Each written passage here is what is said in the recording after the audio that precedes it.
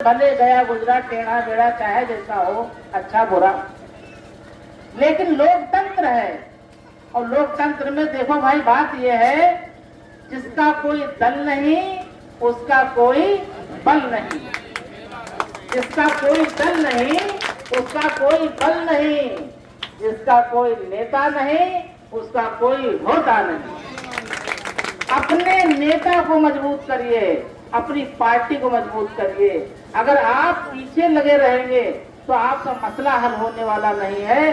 आपने समाजवादी के पार्टी के 4 मुख्यमंत्री बनाए, मोरारजी को 3 बार बनाया, अखिलेश यादव को 1 बार बनाया, 4 हो गए नहीं।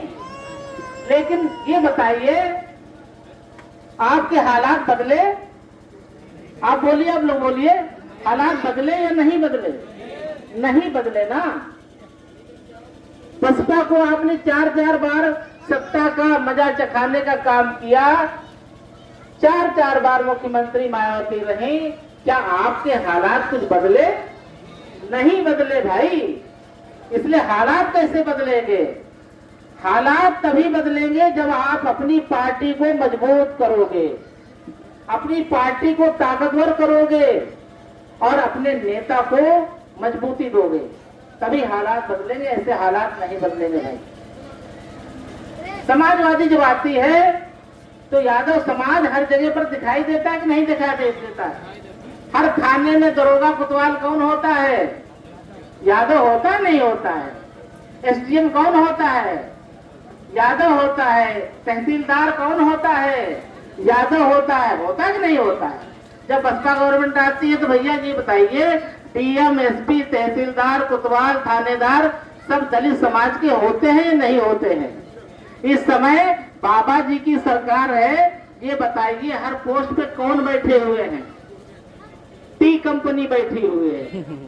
शॉर्टकट में बात करिए, पूरी बात समझ जाइए। टी कंपनी बैठी हुई कि नहीं बैठी हुई है? तो जिसके हाथ में सत्ता होती है उसी के आदमी हर जगह पाए जाते हैं और वही बैठे होते हैं, वही सत्ता शासन चलाते हैं। तो जो समाज हर जगह बैठा होगा उसके साथ इंसाफ होगा, जो समाज कहीं नहीं है उसके साथ भाई इंसाफ कैसे होगा बताइए? इंसाफ नहीं होगा ना। जब सरकार में आपकी हिस्सेदारी होगी तो मान लिया तमाम अधिकारियों की पोस्ट निकलेगी, अगर 50 दरोगा बनेंगे तो 10 हमारे होंगे नहीं होंगे? गांव देहात की ठेठ भाषा में समझा रहा हूं मैं आपको। अगर 100 एसडीएम बनेंगे तो उसमें हमारे 20 होंगे नहीं होंगे? अगर हमारे लेखपाल 500 बनेंगे तो उसमें हमारे 150 होंगे नहीं होंगे? भाई सरकारी नौकरी जब निकलेगी, तमाम पोस्टें निकलेंगी, हमारी सरकार में जब हिस्सेदारी होगी तो हम भी तो कहेंगे भाई 100 पोस्ट है तो इसमें हमको 20 चाहिए, 20% हम हैं। और अगर आप ऐसा नहीं करोगे तो हम सरकार गिरा देंगे। सरकार में हिस्सेदारी लेना जरूरी है और सरकार में हिस्सेदारी लेने के लिए आपके पार्टी के लोगों का विधायक बनना बहुत जरूरी है। और विधायक बनेंगे भाई कैसे? वोट से बनेंगे ना। इसलिए अपनी ताकत को मजबूत करिए।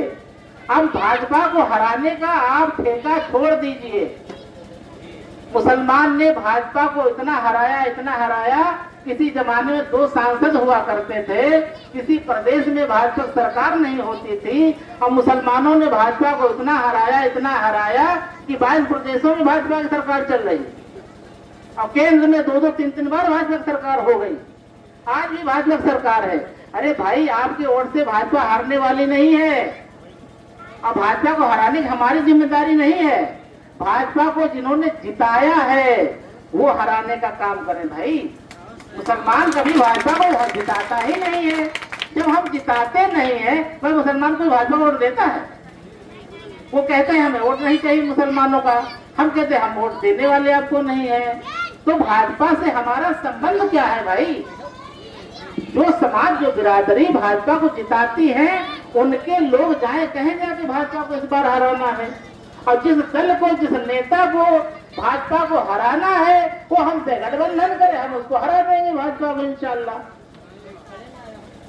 को अगर हराना है तो मजलिस से गठबंधन करना आपकी जिम्मेदारी है और हम आपको मजबूर करेंगे।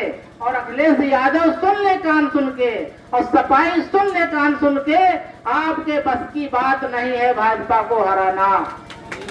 आप अकेले नहीं हरा सकते। 22 में नहीं आप हरा पाए, 17 में नहीं हरा पाए, 19 में नहीं हरा पाए। आप भाजपा को नहीं हरा सकते हैं जब तक हमारा वोट बेस, हमारा मुस्लिम समाज का वोट बेस समाजवादी के पास है। और उसके ऊपर तो हमारा दावा है भाई, हमारे प्लाट पे तुमने नाजायज कब्जा कर रखा है भाई। लोग कहते हैं भाजपा को, अब नहीं कहते, समाजवादी वालों को कहते हो प्लाट पे कब्जा भैया ने कर रखा, गाली इनको हम क्यों देंगे भाई। मुसलमानों के वोट पे कब्जा समाजवादी का है, नाजायज कब्जा है। ताली ताली। तो उस वोट को हमें छीनना कि नहीं छीनना? अब हमारा वोट हमारा, राज तुम्हारा, नहीं चलेगा, नहीं चलेगा। वोट हमारा, राज हमारा, यही चलेगा, यही चलेगा। अगर हमारी पार्टी से किसी पार्टी को, अगर भाजपा को हराना है और सत्ता का मजा चखना है, सत्ता की मलाई खानी है, तो हमसे गठबंधन करे। और गठबंधन नहीं तो वोट नहीं। जो पार्टी, जो दल हमसे गठबंधन करेगा, हमारा समाज उसको वोट देगा। आप लोग इस बात से सहमत हैं कि नहीं सहमत हैं? जो एमआईएम से गठबंधन करेगा उसको आप वोट देंगे, और जो गठबंधन नहीं करेगा उसको वोट देंगे या नहीं देंगे? नहीं देंगे ना। ये सब संदेश जाना चाहिए हमारे विरोधियों के घरों तक, उनके कानों तक, कि अब मुसलमान गुलामी करने के लिए तैयार नहीं है। और समाजवादी, कांग्रेसी, बसपा के जो मुस्लिम नेता है वो कान खोल के सुन ले, अब तुम्हारा दलाली वाला दौर गया। एक शिकारी आता है, कहानी सुनाते हैं आपको।